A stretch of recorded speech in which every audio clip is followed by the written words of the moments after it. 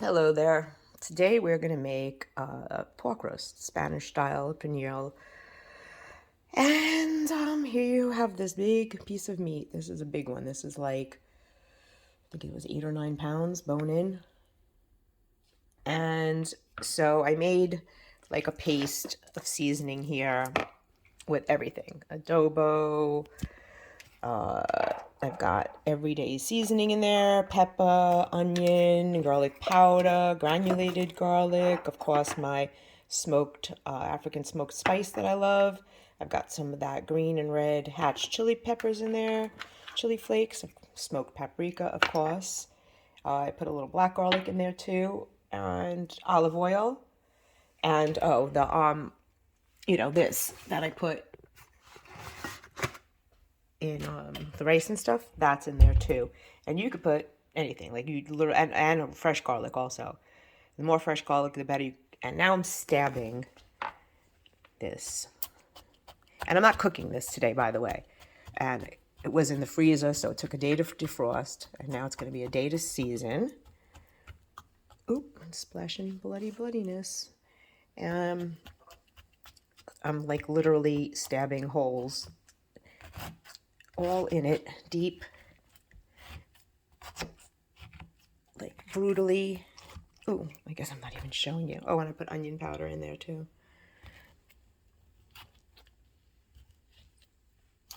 It's hard to video this. And then I'm going to flip her over. Oh my gosh. It's so gross. You have to score the fat too. You can't really do that so I'm going to put you on hold. Hold, please. Okay.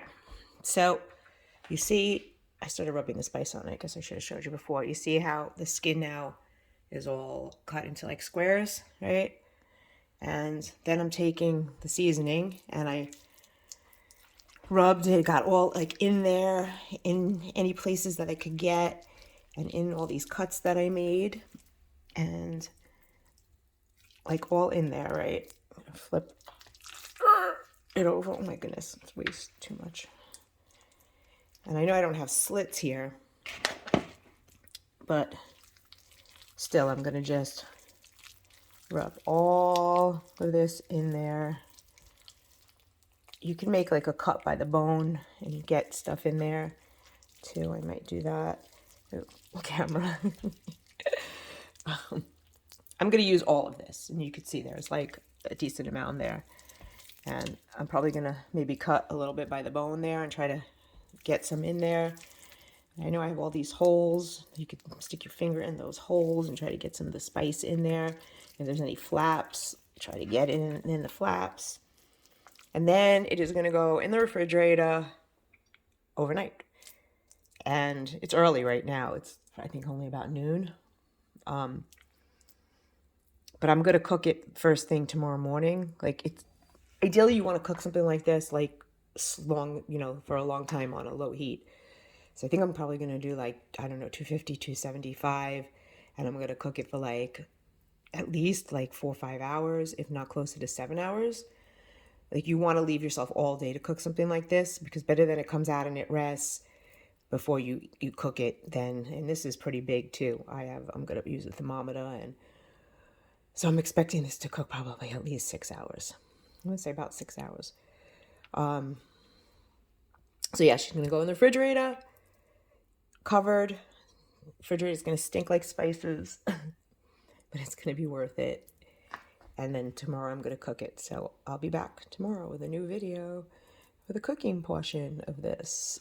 And I'm actually making this to do sliders with, pulled pork sliders. And so I'm also going to make a coleslaw tomorrow, because people like to put coleslaw on their pork sliders, I think. I don't know. I don't eat that stuff. Anyway, but obviously we usually make this to do like, pork and rice and beans, tostones, the whole Spanish dinner. So this is the same recipe, and I'll show you that, you usually eat it one night like that, and then I make something different, like Cuban sandwiches or something like that. So this time I'm just going straight for the pork sliders. I don't even know why you needed to know that, but Bye.